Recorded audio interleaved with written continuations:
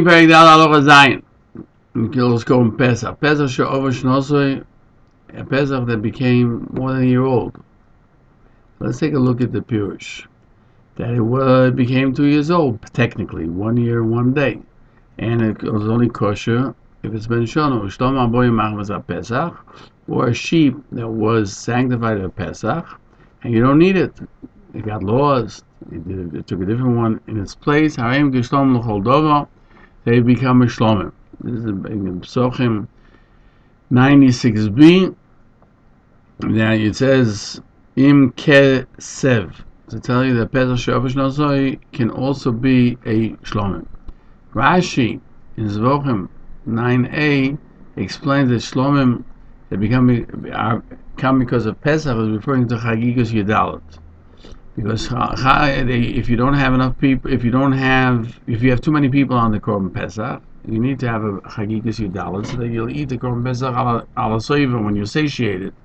In Mizvochim, the Gemara says in Mizvochim, how do I know that Shalom Pesach are eaten for a night,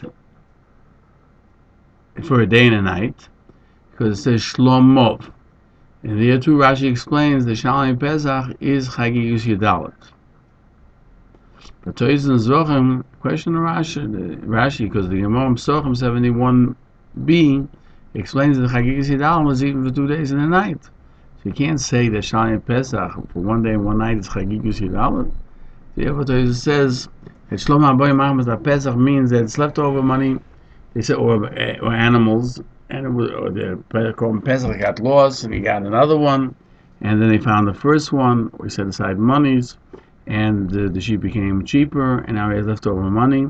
So whatever he buys can only be eaten for a day and a night, because it comes from a power of the Korban Pesach, which can only be eaten for a day and for a night, but you can't eat it by day.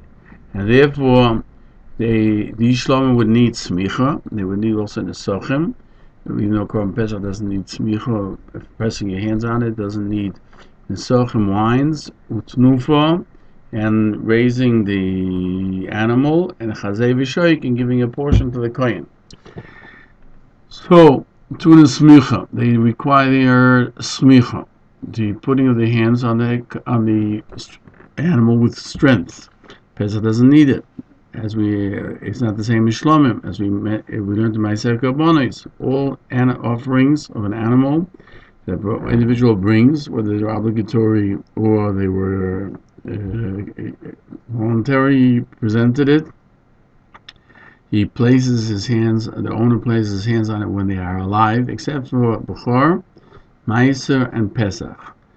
As it says, V'samach al yodei arosh korbonoi. Because we learned from Birkei Kabbalah that Korbonoi excludes Pesach and Bechor and Meiser, because it's not his decision to make them. He has to bring a Pesach, and Bechor is automatically a Kodesh, and Meiser is every 10th one has to be Kodesh, Nesochim, and it doesn't need libations, wine. But the Pesach doesn't need wine, as we learned in Ma'aser Karbonos, and that's why you say the halal on the shchita. The tnuva chazei v'shoik. On the shlomim, we learned in Ma'aser Karbonos. How do you do tnuva? Meaning that you take off the chazei and the shoik in the yamin, and he puts the imurim with the chazei v'shoik on the hands of the bailim. The kohen places his hands underneath the hands of the owner, and he picks it up in the Mizrach HaZorah. Anything that needs snufa Mizrach HaZorah, you do. That's where you do it. Masha Ein came at Pesach, you don't have to do it. You can do it anywhere in the Hazorah. It doesn't need snufa. What does it mean? Aim Keshlom l'chol davar. We just said it's a day and a night. Maybe it means the whole davar, but we find that if you slaughter shlomim outside before they open the doors of the Heichol, even the Hazorah, he's potter, because he shouldn't have done it, because before the doors are open, you're not allowed to shecht. And then after P'sirot Avelos, they can be brought before Hashem. Asher does Pesach b'chutz after Psichas Adelos, even the rest of the year. We're talking about outside of the Beis Hamikdash. You put it because when you can't bring it inside, there's no issur of outside. But once the doors are open, you can bring it inside. Pesach on other days of the year, Ishlama has a din of Ishlama. That's what he means here. That Shchutei Chutz, the Pesach is like Shlomim. It's only after the doors of the Eichel are open that is a din of Shchutei Chutz. Regarding how long you can eat the extra Pesach, if it's eaten for 2 days or a night, like Shlomim, or day or night, we'll see the Shittas Rambam in Halacha Ches, which we will now proceed to learn. In Perek Dal Halacha Ches in Hilchos Korban Pesach, the Rambam begins Pesach Shenisar b'Shlomim. Korban Pesach they got mixed up with Shlomim. Now let's take a look here.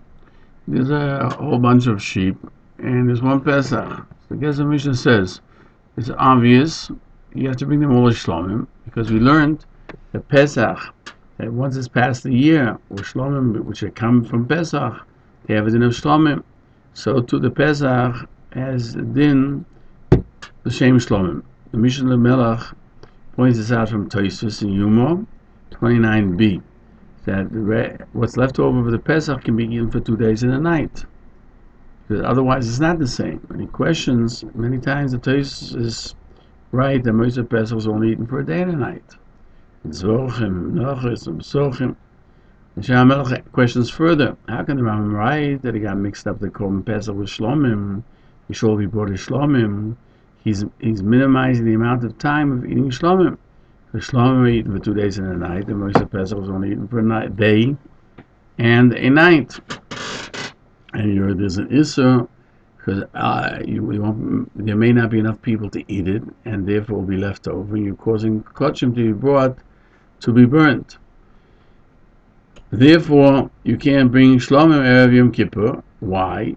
Because when Yom Kippur comes along, you only have time to eat it till Yom Kippur comes along. And we find this in Psochim. Rav Shimon and Rabbanan disagree. By an Oshon, they got mixed up with Shlomim. If you can bring Kochel and Beis Apsul, Ram Paskins, you don't bring it. And how therefore can he say over here that if Pesach got mixed up with Shlomim, and we're going to say you can only eat it for a day and a night, Shlomim can be eaten for 2 days and a night, how are you allowed to do that? Karen Oira and the Tzlach ask this as well, and they add, and they it says specifically that it got mixed together. They should all graze until they have a blemish. They should buy Shlomim, and those can be eaten for 2 days and a night. And the Rambam, which is Frankel, mentions that the Raiva actually objects to what the Rambam says. You should bring the Shlomim. Amar Romzeh Shibush. He just has those words from the Raiva which we do not have. It's Lach and the Karen Oiram, therefore come up with a novel idea that the Rambam is of the opinion that Moshe Pesach is eaten for 2 days and a night, like other Shlomim. And they bring proof from Ma'aser Kabonis. He writes the time of eating of every korban. He doesn't mention Moshe Pesach is eaten for a day and a night. And so too in Halacha Zayin he writes, they're like Shlomim for everything, with regard to all aspects. Therefore they can be eaten for 2 days and a night. All of the Gemara's citations from where we prove that Tosfos says that you can be eaten only for a day and a night, Rambam will explain that it's talking about Chagigas Yudalit. Like Rashi, that the Chagigas Yudalit has a certain similar rule like the Korban Pesach. The Rambam himself is of the opinion that Chagigas Yudalit is eaten for 2 days and a night. Why? Because the Mishnah said so blanketly without referring to a Tana, and only the Bryce is of the opinion that the Chagigas Yudalit is eaten for a day and a night. According to the Rambam, it would be Osam and Rabbanon to eat from the Chagigas Yudalit that it came on the table, as we'll see later, because we're afraid that he might leave over from the Korban Pesach afterwards. But we're discussing the actual halacha of the Chagiga. Thus we can explain the question of Tosfos and Rashi from the Gemara that Yudalit is eaten for 2 days and a night, that Rashi writes 1 day and a night, that he's talking about the Chagigas Yudalit, which is only eaten for 1 day and a night.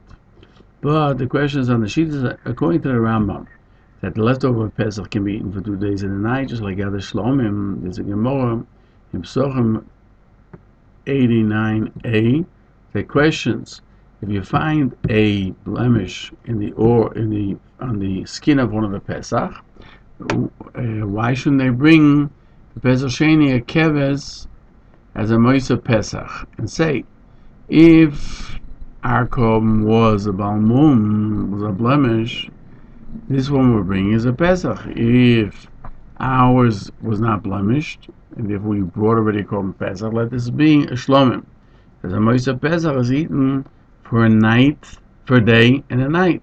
So you see explicitly in the Gemara that the time of eating the Moisa Pesach is a day and a night. So V'yagiv Emden answers that even the Rambam had this problem. Even though the Brises seem to be saying that the Shalom Pesach are eaten for a night, day and a night, there's a Brise in Zvochim and other places that writes that Moisa Pesach is like Shlomim for everything, that even regarding the eating that it would be for 2 days and a night. The Rabbi Yaakov Emden says that here the Rambam cites not all the other instances. We're talking about Pesach, not Moisa Pesach. We're talking about a Pesach that was lost and the Bailim used another korban, or that they lost it, or they set aside money and they have extra, and also Pesach that their owners got lost, or they made a Tmuras Pesach. There you have a din of Shlomim. You can eat for 2 days, and the Brises that learns you can only do it for a night, day and a night, is talking about when you want to bring the Moisa Pesach on Erev Pesach, when you could still bring it as a korban Pesach, Yudalit. And since you can bring a Pesach or Shlomim, therefore it's eaten only for 1 day and a night, because the Pesach itself is only eaten that night. And here we're talking about a Pesach that got mixed up with Shlomim, and we have to bring them all Shlomim. So you can't bring them as a korban Pesach, and therefore they have to be brought on a different day, and therefore they're eaten for 2 days and a night. If instead of with the Shlomim, the Pesach got mixed up with others, such as burnt offerings or chatois, and you can't bring it as Shlomim, you have to have it graze until it will have a blemish. You have to take the nicest animal. Let's say there are 20 animals there, they range the price, the nicest price, and you have to buy it. And from that amount, Shlomim, you buy a Shlomim. So if you buy 20 animals, if they start from 1 shekel to 20 shekels, so you pay for each 20 new animals 20 shekels, it's going to be much more money. The rest is lost. And therefore, as we said in Bostoner Rebbe, Rashi in the Mishnah says that if before a Pesach it had a blemish, he has to purchase with the money Pesach, because maybe the best one was a korban Pesach. If after Pesach they had a blemish, you should bring Shlomim. So the Rima Korka says the Rambam doesn't disagree with Rashi, and he writes he's referring to Shlomim, that they became a blemish in the animals that were mixed together after Pesach.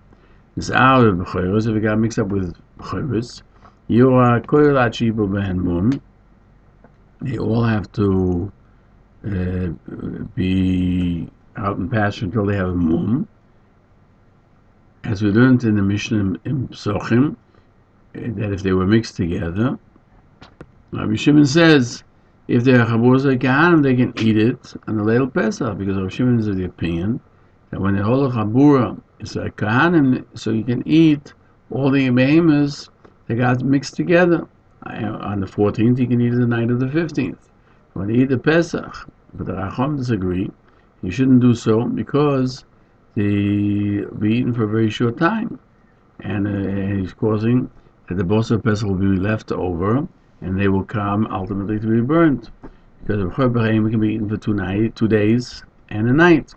Therefore, the Racham are of the opinion you should wait until after Pesach, so they all have a mum, and then he'll report to them, and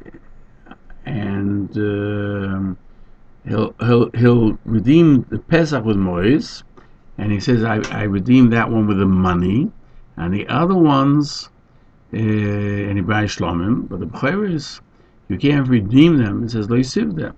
They belong to the Kehanim. As we find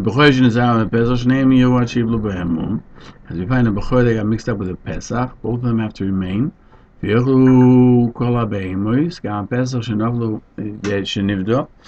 all the animals have to eat in Kedin Bechor. And why can't you bring it on Erev Pesach? Because the Pesach is Nechal Tol Chatzoyos. The Bechor is Nechal for 2 days and a night. And it's going to be eaten for Kehanim. And we pass like the Achomim that you don't bring Kochim to Beis Apsul, therefore you're not mad in Ba'achilosum.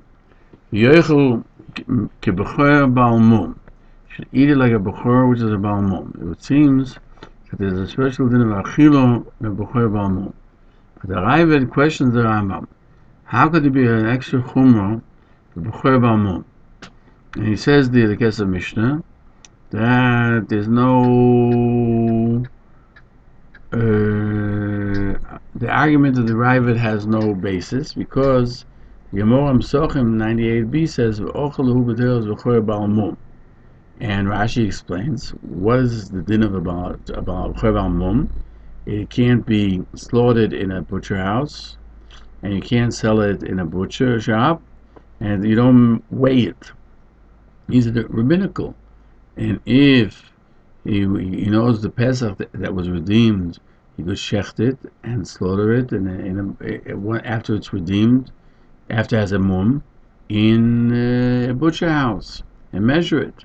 So the Achilles B'chorim is talking about this rabbinical din, and so we find Hilchos Isurei Mizbeach.